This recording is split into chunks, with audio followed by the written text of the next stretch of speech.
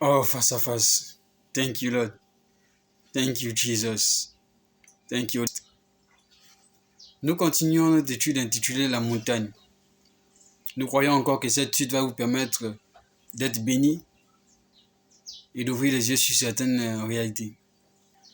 Mais avant de commencer, j'aimerais ouvrir une petite parenthèse. Vous savez, la montagne n'a rien à y voir avec une situation géographique.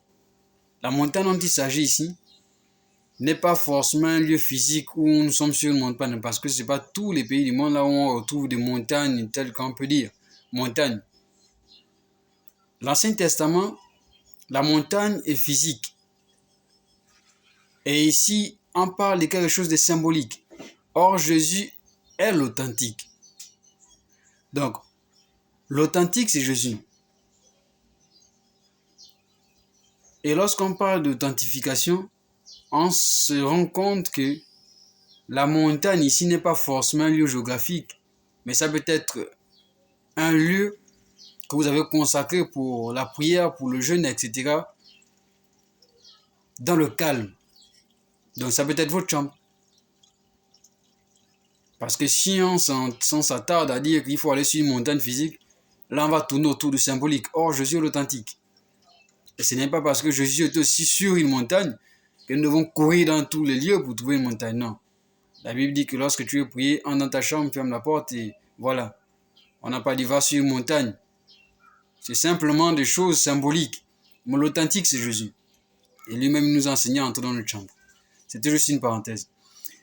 Dans la première partie, nous nous sommes attardés, nous nous avons arrêté sur cette question. Pourquoi est-ce que c'est Élie et Moïse? Pourquoi est-ce que la loi et pourquoi est-ce que la prophétie sont venus sur la montagne de Jésus? Nous avons clairement dit que d'un côté, on peut dire que c'est parce que la loi nous mettait face à un mur, c'est-à-dire notre limite, nos faiblesses, que nous ne pouvons pas accomplir la loi. Et de l'autre côté, parce que la prophétie annonçait l'arrivée d'un sauveur. Mais lorsque nous partons un peu plus loin, nous étudions d'autres choses, nous découvrons plusieurs réalités qui ne ressemblent pas forcément à cette idée. C'est pourquoi on peut se poser la question, pourquoi est-ce que ce n'est pas Élisée qui est venu sur la montagne? Pourquoi est-ce que ce n'est pas David? Pourquoi est-ce que ce n'est pas Isaïe? Pourquoi est-ce que ce n'est pas Samuel? Lorsque nous donnons attention à ce qui s'est passé, on va par exemple prendre le cas d'Élie.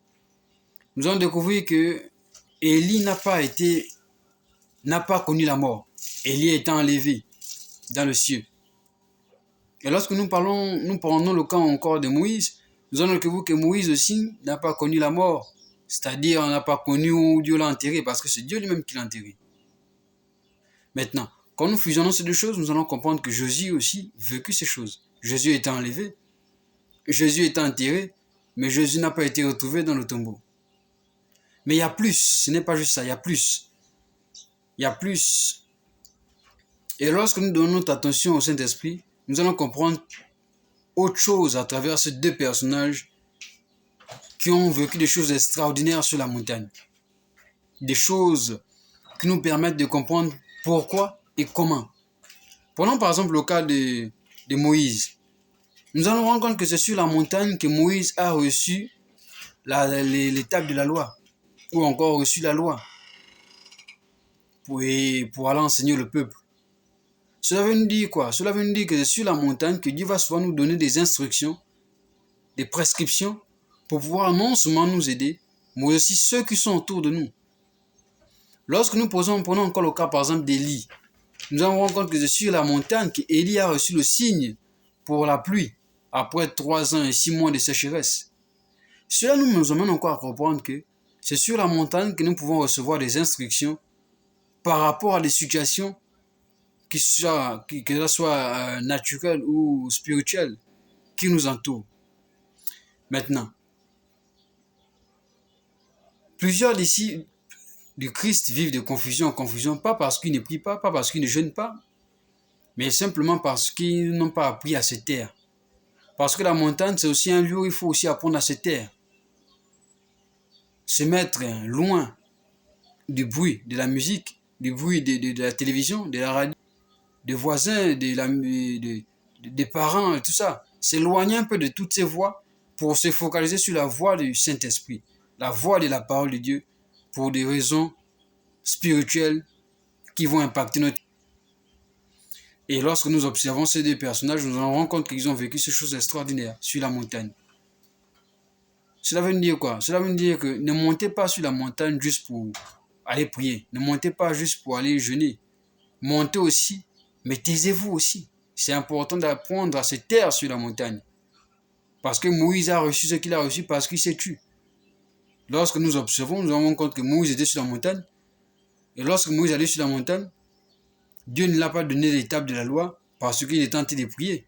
Dieu ne l'a pas donné l'étape de la loi parce qu'il est tenté de jeûner. Dieu ne l'a pas donné l'étape de la loi parce qu'il est tenté de chanter. Mais parce qu'il est tenté de se taire.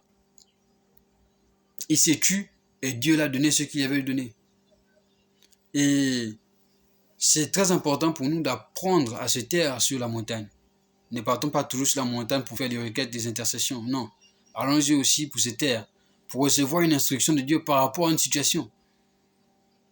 Ne soyons pas toujours pressés d'ouvrir la bouche. Soyons aussi pressés de fermer la bouche.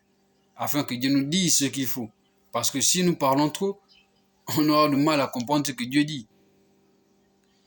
Et la qualité de notre attention est plus importante que la qualité ou encore la durée de notre temps ou de notre présence, qu'elle soit à l'église ou sur la montagne. La qualité de notre attention sur la montagne ou dans un culte à l'église est plus importante que la durée de notre présence au culte ou sur la montagne. Pour aujourd'hui, je pense que nous allons nous arrêter là et nous croyons que le Seigneur vous a encore béni. Face à face.